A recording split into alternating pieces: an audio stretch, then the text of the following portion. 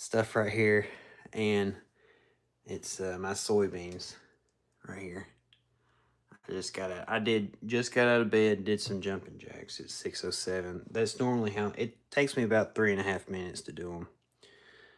But my alarm went off at 5. Man, I could not sleep last night because the man upstairs was stomping around and rolling around in his bed for like an hour, and I was tired of it. And I came in here in the living room and I slept on what's going to be Mike's bed, and I did good. I slept till about 2 a.m. and then I didn't really want to sleep in here anymore. It was a little cold, and I didn't feel like pulling out the other blanket. And uh, I knew my other bed was more comfortable, and so I did go back to bed. I think I got probably about 4 or 5 hours of sleep last night. But yeah, I mean, just being here and having getting some soybeans going. And I sent you a bunch of messages last night, and I was just bored, out of my mind, bored. I should not be here alone. um, I have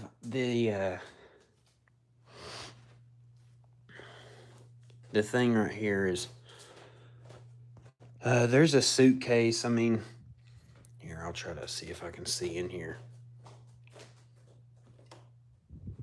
I'm still walking around in my underwear. I didn't even put on any clothes. There's like, well, you can't see it, but there's boxes. I don't know where he leaves in the middle of the night and brings stuff in here, and I'm just gonna start throwing it away. I mean, he left yesterday. I took him out for a job, and he just started packing stuff into the car, and I'm like, okay, so you're just not gonna go do the job then, I guess. And then uh, I was thinking he would do the job. Really, I thought he would, and uh, but you know, the more it went, the more I could tell his mind was not really thinking that. So, you know, he was friendly with me for about 5 minutes until we got into the car, and the more we started driving, as soon as we started driving, he was like, "Well, yeah, you know," and I could tell that he was tricking me again.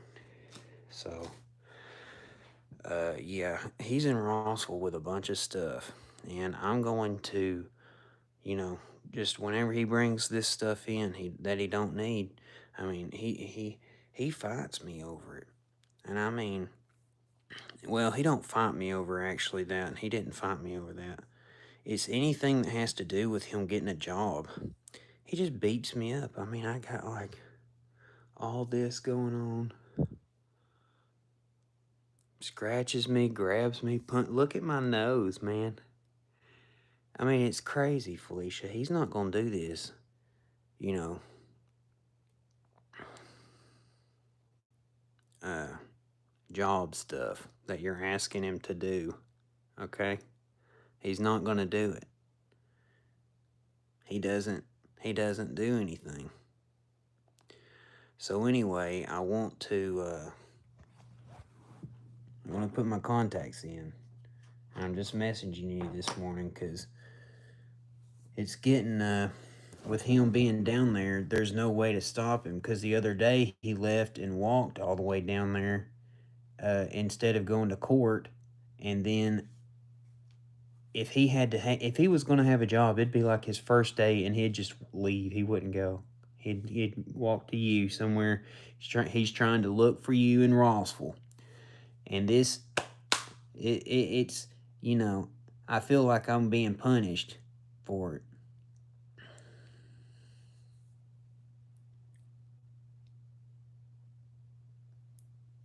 But anyway, I don't guess I am. I mean, y'all haven't said anything bad to me. I just think that y'all will. But I don't know how to keep him here. The only thing that's going to keep him here is I know what he wants, because he really straightens up when I start talking about a girlfriend. That's exactly what straightens him up.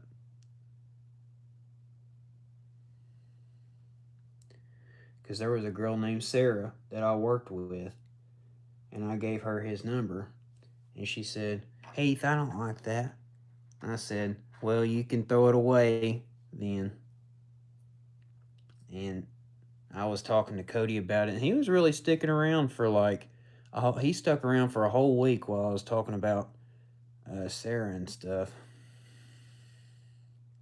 And just, yeah, not really being here, but like, there's another man that he talks to, and he sticks around there for a few days, but I don't think that, it's up. Everything's just up to him. It's a lot, to put on me, and that's why I think I'm in trouble, because this is a huge responsibility.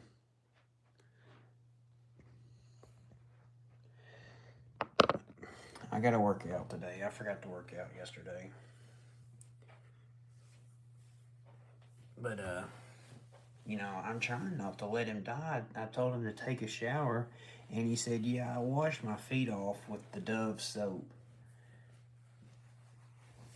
I mean, he didn't even take a shower, and he came in, his clothes smelled like rotten. And he's out there right now. And the other day I called him walking around, and I said, "Cody, let's go back to the house." And he was just like, "Okay." And then but sometimes I'll just be out there, and he's gone. I don't know where he's at. He's asleep somewhere. He sleeps in abandoned houses. You know, he's going to get sick and die.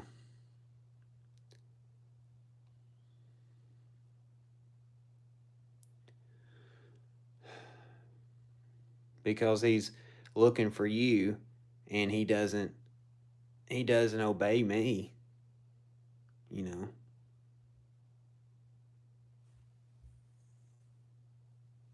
And he doesn't obey you either. All he wants to do is see you. That's all he wants. He doesn't have that higher order where he's like trying to be creative and think for himself and stuff.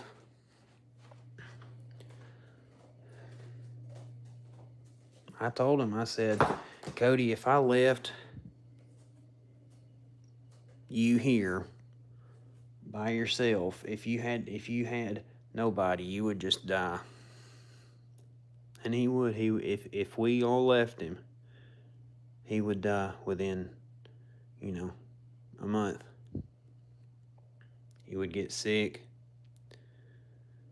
and he would just be eating like KFC. He's already sick. I mean, just from this point, maybe not when he was a kid, but he's not doing good. He's been telling me how his stomach's upset, and that's because he's starting to get bacteria, too much bacteria.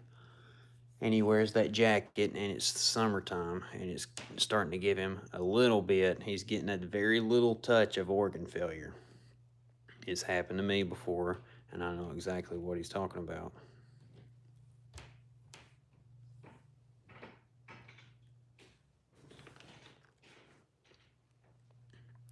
But I gave him a decent day yesterday, while we was out looking for jobs, but it was for me.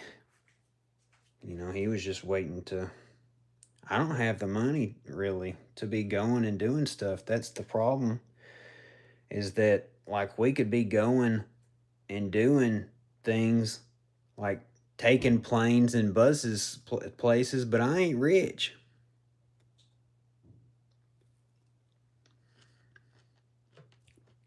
Other than girls, the only thing he wants is to be like traveling.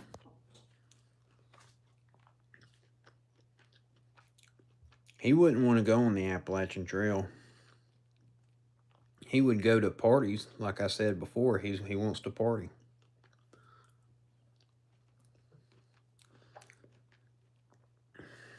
And so just, I ain't got the money for it. If I threw one party, it'd be $100. And I'm already in the hole by $100 right now. I have $1,100 and rent costs $1,250.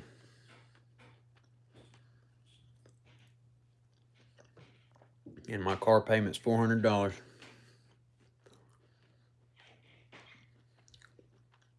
Then my electricity's $100.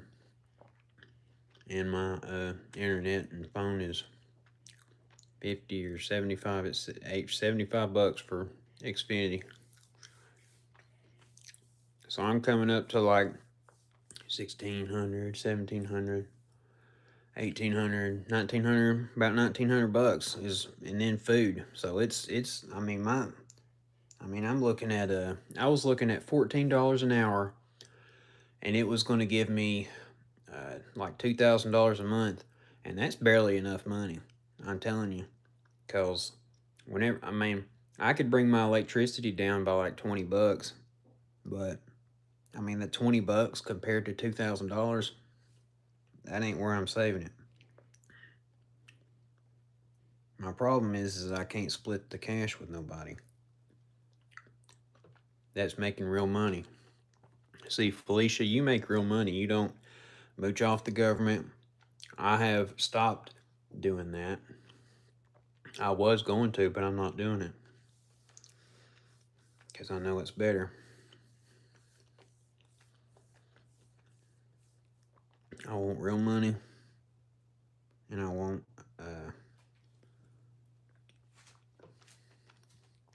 to split the rent. You know?